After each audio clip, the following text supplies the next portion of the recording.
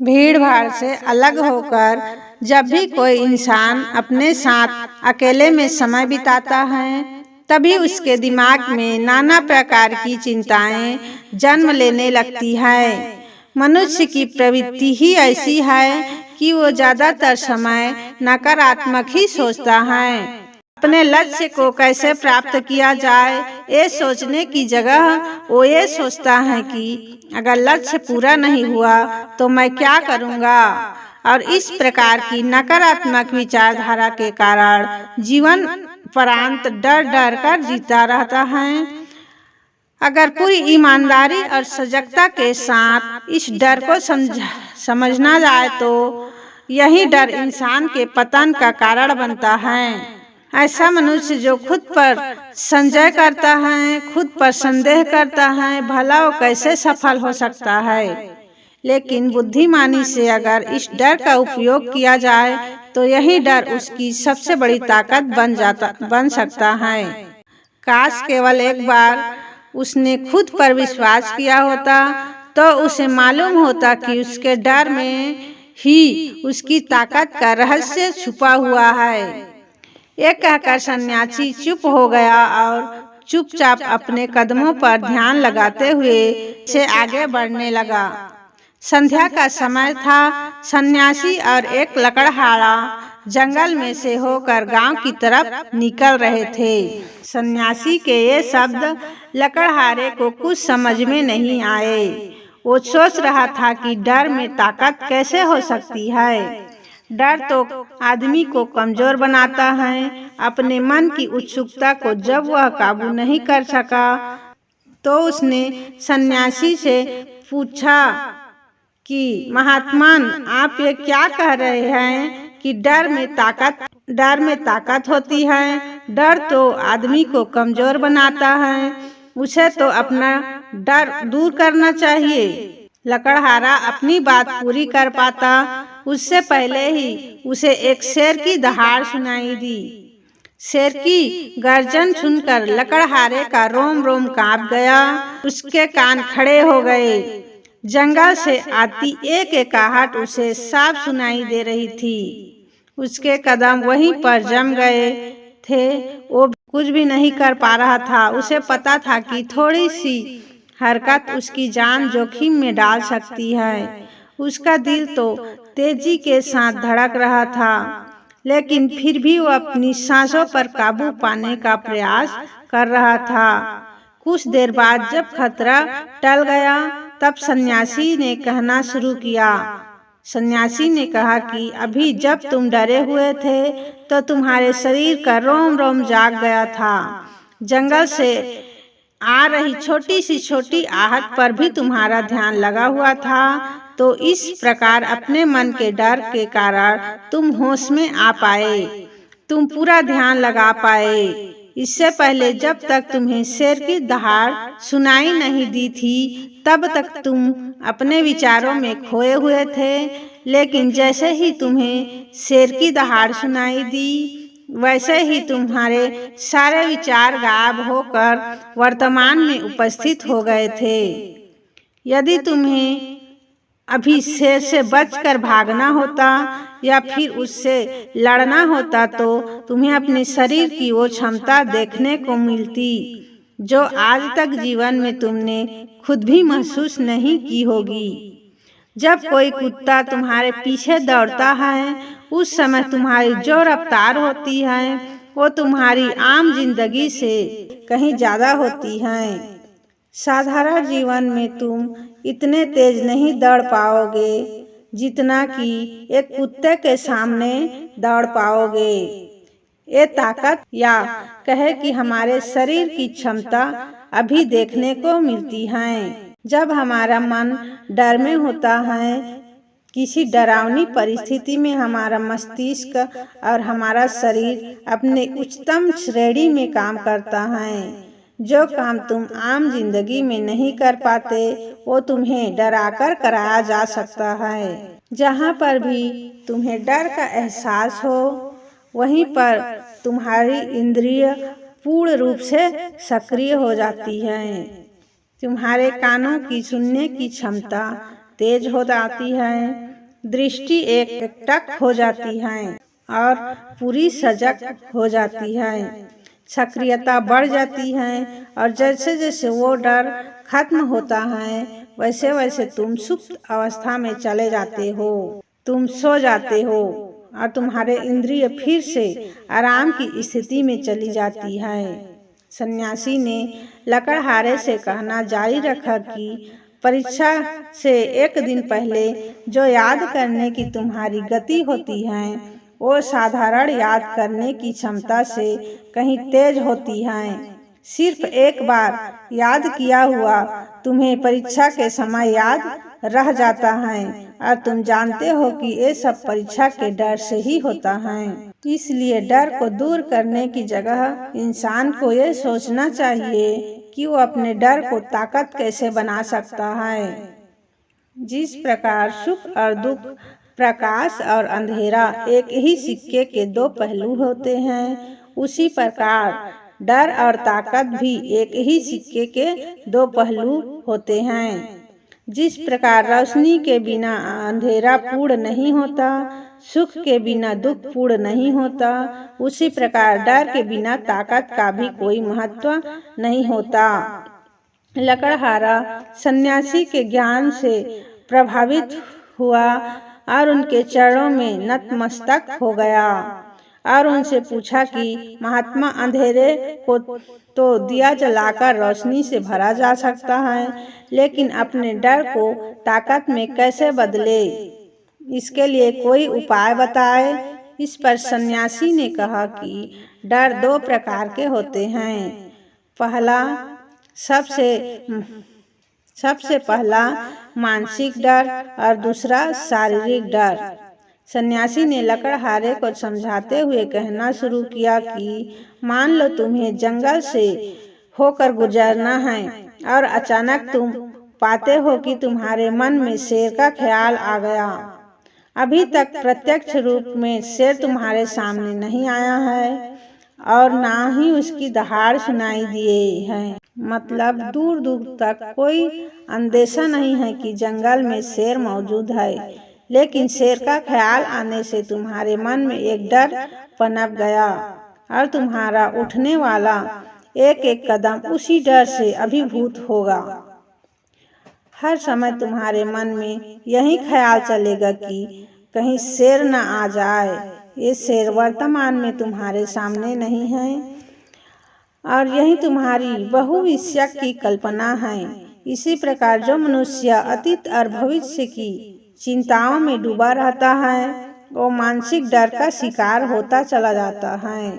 इसी विडंबना के कारण वह अपने जीवन में जितने भी निर्णय लेता है वो सारे मानसिक डर से ग्रसित होते हैं।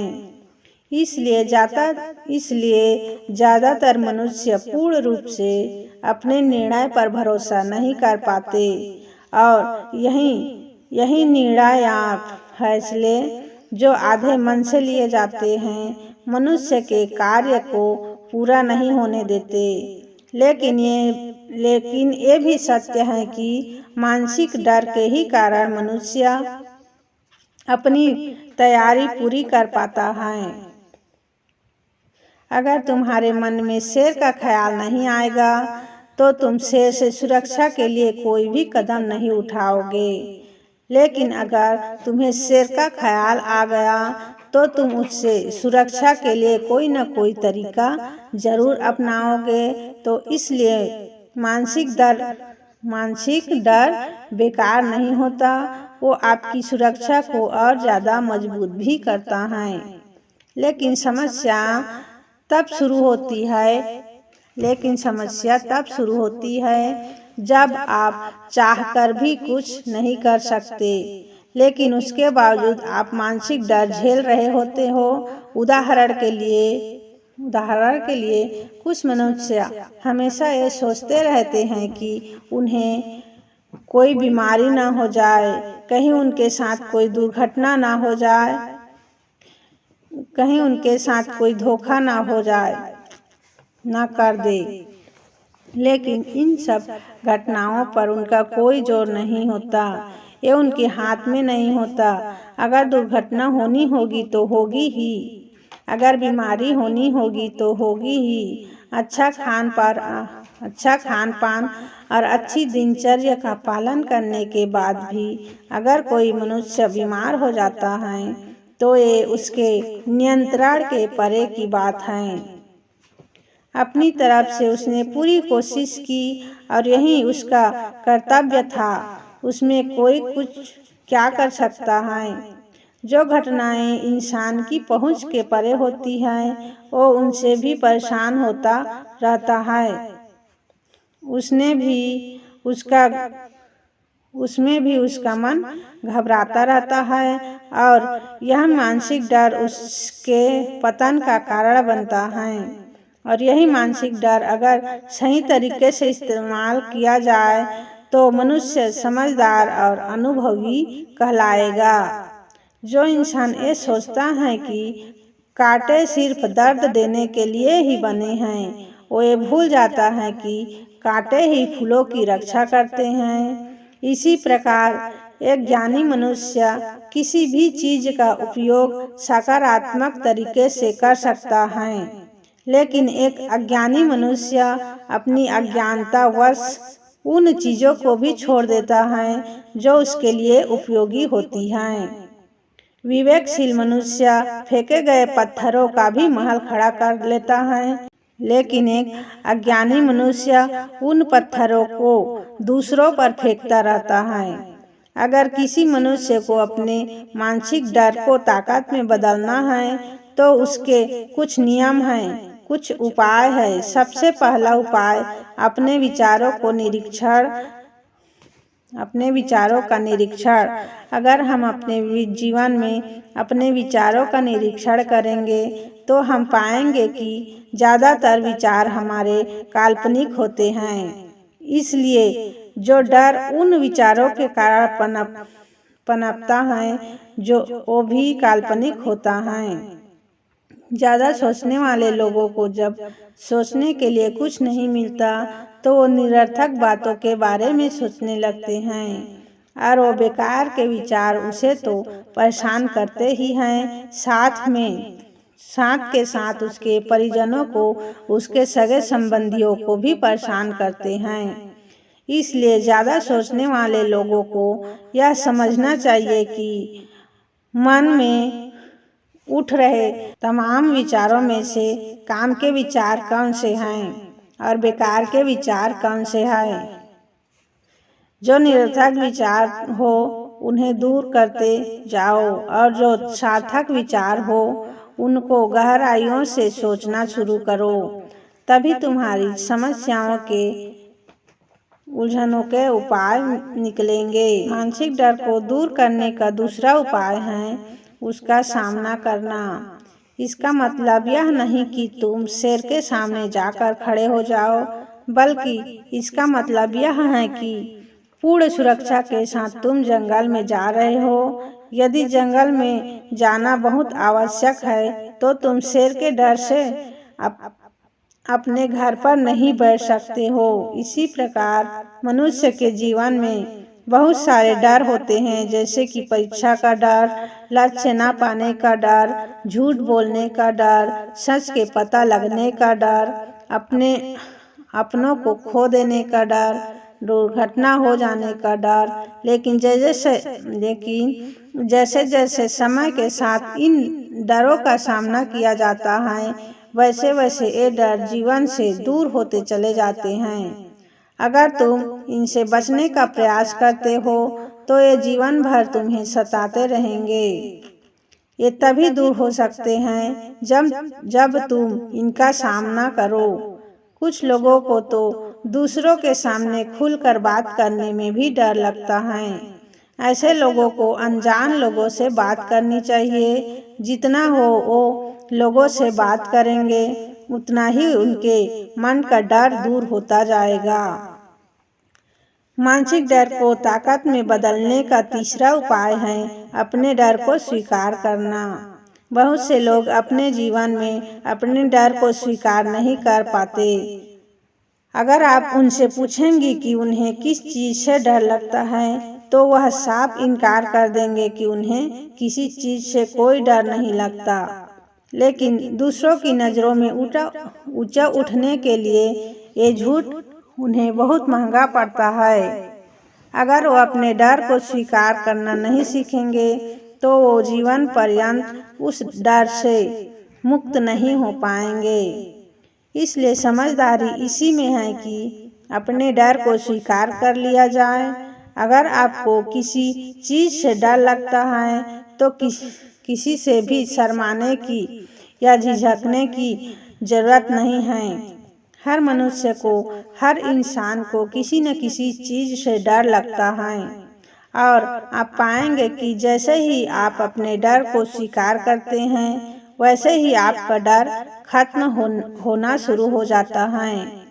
और जितना ही आप अपने डर को छुपाने की कोशिश करेंगे आपका डर उतना ही मजबूत होता चला जाता है। ये सारे तरीके तुम्हारे मानसिक डर को दूर कर सकते हैं। लेकिन शारीरिक डर को दूर करने के लिए तुम्हें दूसरे तरीके अपनाने होंगे। सबसे पहले ये समझो कि शारीरिक डर कौन सा होता है। मान लो तुम किसी जंगल से गुजर रहे हो और अचानक तुम्हारे सामने शेर आ जाता है। तुमने पहले नहीं सोचा था कि शेर तुम्हारे सामने आ सकता है, लेकिन जब वो तुम्हारे सामने आता है तो तुम्हारी सारी शारीरिक गतिविधियां शिथिल हो जाती हैं। तुम्हारी सांसें अटक जाती हैं, मस्तिष्क काम करना बंद कर देता है और तुम्हारा दिल तेजी के साथ धड़कने लगता है। तो इसलिए जब बिन सोची बात हमारे साथ घटित होती है तो हमारा शरीर उस डर को महसूस कर पाता है और वही शारीरिक डर कहलाता है। ऐसे समय में शारीरिक डर को दूर करने के कुछ उपाय हैं, कुछ तरीके हैं। सबसे पहला उपाय तो यही है कि अपने ऊपर संयम रखें। जब किसी मनुष्य के साथ बिन सोची बात घटित होती है तो सबसे पहले उसका संयम टूट जाता है और संयम टूटने के साथ उसका मस्तिष्क काम करना बंद कर देता है और इसी वजह से सोचने और समझने की प्रक्रिया भी रुक जाती है, क्योंकि हमारा शरीर उसी प्रकार कार्य करेगा। इस प्रकार हमारा मस्तिष्क उसे निर्देश देगा। अगर मस्तिष्क की सोचने समझने की शक्ति खत्म हो गई तो हमारा शरीर भी शिथिल हो जाता है। तो इसलिए अगर कठिन समय में मनुष्य अपने ऊपर संयम रखता है तो उसका मस्तिष्क सही तरीके से काम करता है और वो सही निर्णय लेकर उस परिस्थिति से तत्काल बाहर आ सकता है। यहाँ पर दूसरा उपाय समझने का यह है कि जीवन में कुछ भी घटित हो सकता है। जीवन बड़ा चमत्कारिक होता है, वो हमारी सोच के अनुरूप नहीं चलता, बल्कि उसमें कुछ भी हो सकता है और यही जीवन की खूबसूरती होती है। अगर आपको आज ही पता चल जाए कि आने वाले 10 साल तक आप क्या कर पाएंगे, आपकी जीवन में से रुचि खत्म हो जाएगी। लेकिन अगर जीवन एक रहस्यमयी किताब की तरह बना रहेगा तो आप अपने जीवन से कभी नहीं थकेंगे। आपका जीवन आपको आश्चर्यचकित करता रहेगा। इसलिए यह समझो कि जीवन में कुछ भी घटित हो सकता है, तुम्हारी सोच से परे भी घटित हो सकता है। इसलिए कुछ अनुमान मत लगा लेना। किसी सोच को लेकर सन्यासी ने अपनी बात खत्म करते हुए कहा कि इन तरीकों से तुम अपने मानसिक और शारीरिक डर को दूर कर सकते हो और आनंद से भरा हुआ जीवन जी सकते हो। तो दोस्तों, हमारी यह कहानी आपको अच्छी लगी हो तो वीडियो को लाइक और चैनल को सब्सक्राइब करें। धन्यवाद दोस्तों।